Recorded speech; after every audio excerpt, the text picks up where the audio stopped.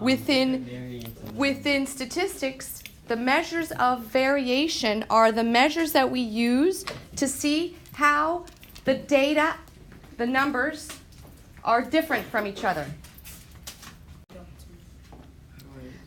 There are two types of measures in statistics. When you have a group of data, there are measures of variation and there are measures of central tendency. The measures of variation are the numbers or the measures of how they vary from each other. Range is one measure of variation, and it is used to see what the difference between the highest score or the highest number and the lowest number in a group of data is. Outliers are any quantities that are either really, really much greater or much less than the median. So in the list of our ages, I was an outlier because the median was 14 and my number was way higher. If we had a 2-year-old here, the 2-year-old would also be an outlier because they are very far from the median as well. So range is a measure of variation, and the range is the highest value minus the smallest value. Outliers are any measures that are way much greater or much less than the median of a group of data. We talked yesterday about creating a box and whisker plot. And the box and whisker plot, in order to make one, you had to make sure that you divided your data into 4 different quartiles. The median was the part that separated from both sides.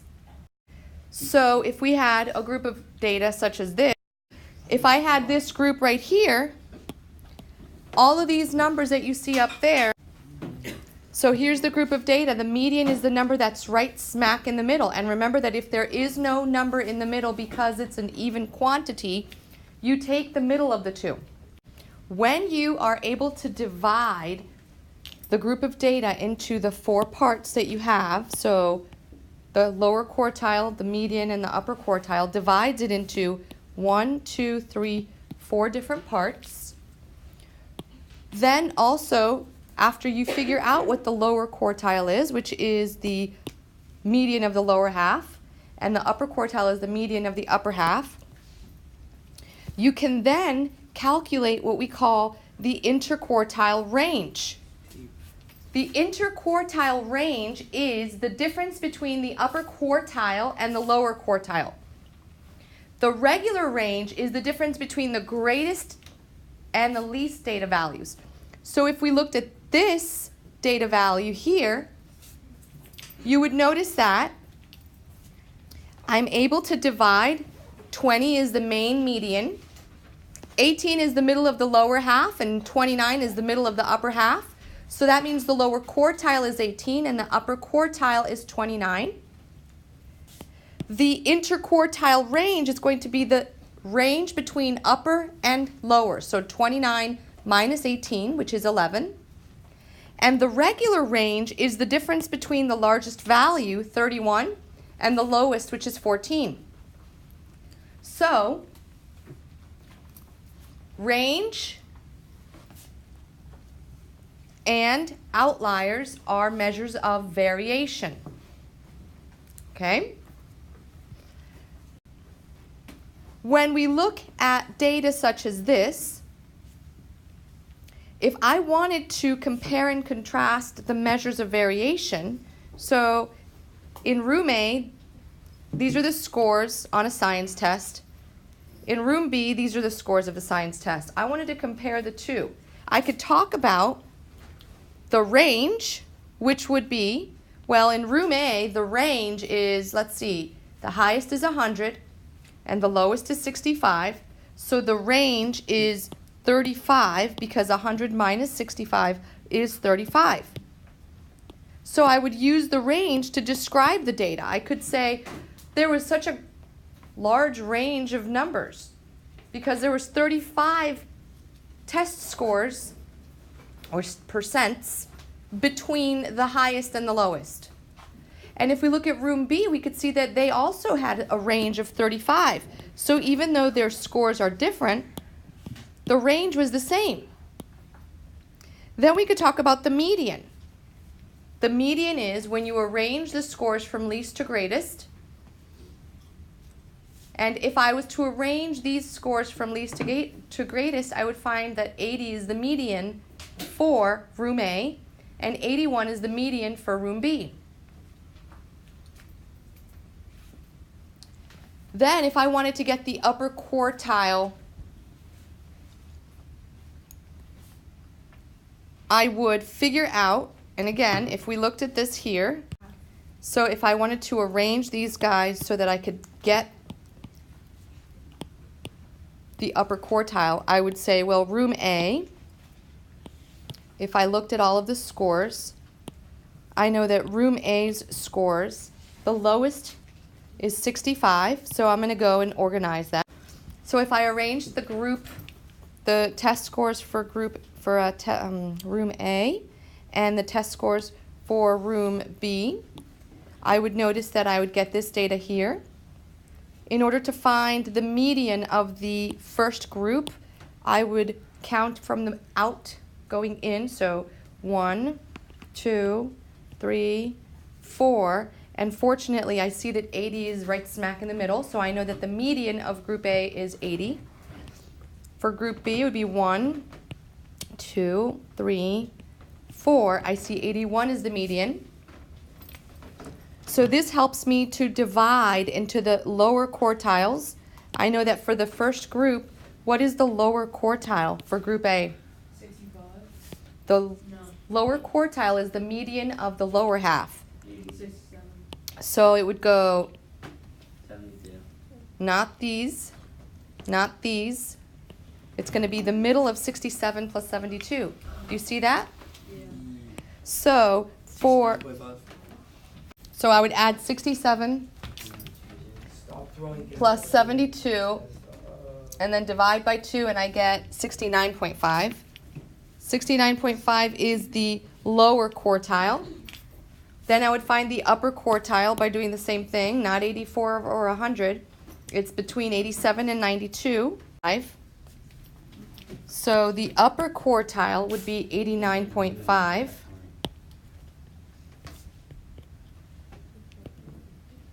For the first group of data, for group A.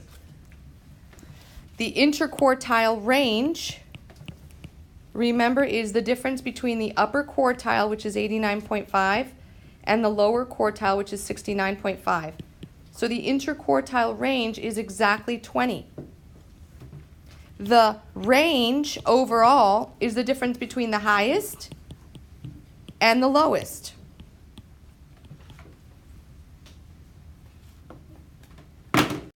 Which is 35.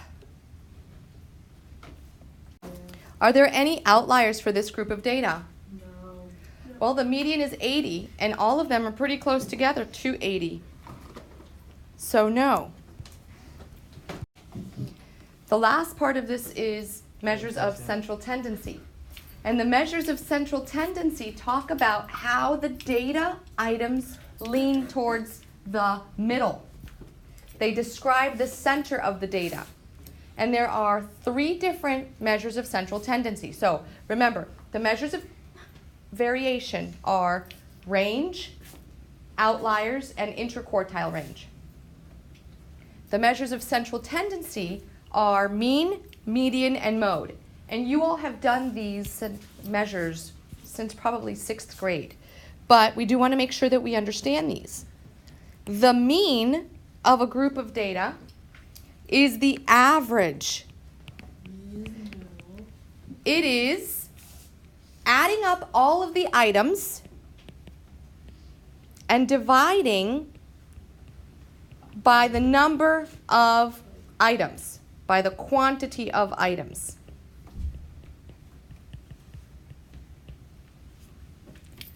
The median is literally the middle. If you arrange the data from least to greatest, we've worked with median, when we started separating data items so that we can make a box and whisker plot. When you arrange it from least to greatest, it is the middle number. And if there are two middles, then you add them and divide by 2. And that is your median. And the mode is the most often seen value. Sometimes you can have more than one mode.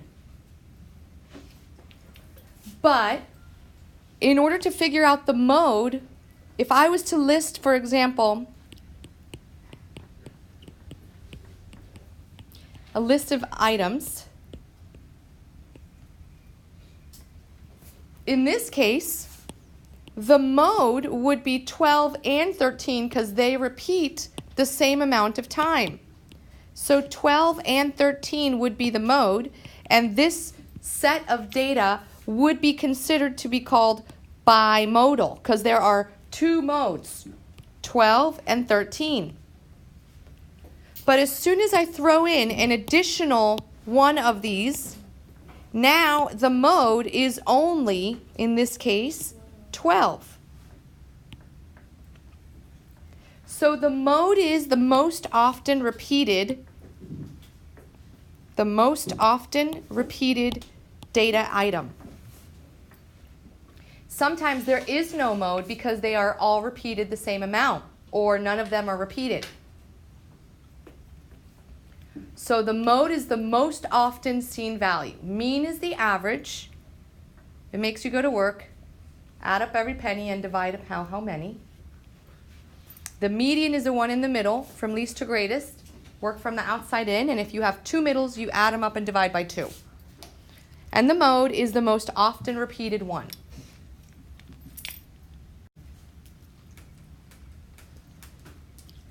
The average wind speeds for several cities are listed on the table. They want us to calculate the range, the median, and the lower and upper quartiles. Then they want you to find the interquartile range and to identify any outliers. So I would like for you to try this. 7.5. So if I was to arrange this data from lowest to greatest, I would begin with 7.5, 7.7. 7.6. Oh, there's a 7.6. Good catch. So 7.6, 7.7, 8.9, 9.0, 9.5, and 11. And always count to make sure that you have the right amount. 1, 2, 3, 4, 5, 6, 7. 1, 2, 3, 4, 5, 6, 7. All right. Now, the range. The range is what? Minus lowest. The range of the data is going to be the largest amount, which is 11, 3.5. minus the lowest, which is 7.5, and that gives me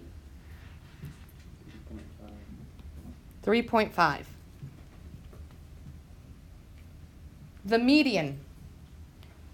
Remember that when you're calculating the median, you basically start from the outside going in and find the middle number. So 1, 2, 3. The median is 8.9. How do I get the lower quartile? The last 3 numbers. The lower quartile is the median of the lower half. When we're looking at that group of data, the lower quartile is the median of the lower half. This is the lower half, and this is the upper half. 7.6, correct, is the lower quartile.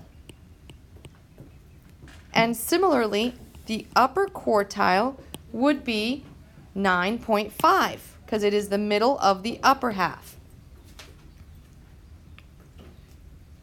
The interquartile range is literally the difference between the two quartiles. So the interquartile range is going to be upper quartile minus lower quartile. And that's going to give you 1.9. Are there any outliers? No. Maybe 11, maybe. Well, 11 is really only 1.5 away from 9.5. If you look at the median is 8.9. 11 is a little less than 2 units away, and 7.5 is really 1.4 units away. That's not that much of a difference. 11? So 11 is not really that much of an outlier based off of the data that I would say. I would think that an outlier would have been something like 12. If 12 was there, that would have been an outlier because that is a lot further off. Could you have seen 11 as an outlier? Well, if you look at 8.9 as the median, 7.5 is 1.4 units away. 1.4 units away from 8.9 would be 10.3, and 11 is only 0.7 higher. So I personally would not have seen that as an outlier. If I was asked to draw a box and whisker plot using the data information, I would probably make a number line counting by 0.5s. Okay. And I would begin at 7. So 7.5, 8, 8.5, 9, 9.5, 10, 10.5, 11. I would then go and make sure that I would write these down just so that makes sense. The median is 8.9, so I would go somewhere between 8.5 and 9, closer to 9, and I would put a dot up there with the middle, with a line, because that's the median. I would put a dot above 7.5 because that's the lowest, and a dot above 11 because that's the highest. Then I would use the lower quartile of 7.6, which would be just a little above here. Put a line through that. And the upper quartile of 9.5 and put a dot and a line. I would connect those to make a box. Remember, you make a box from the lower quartile up to the upper. Then I would extend my whiskers out to the best of my ability.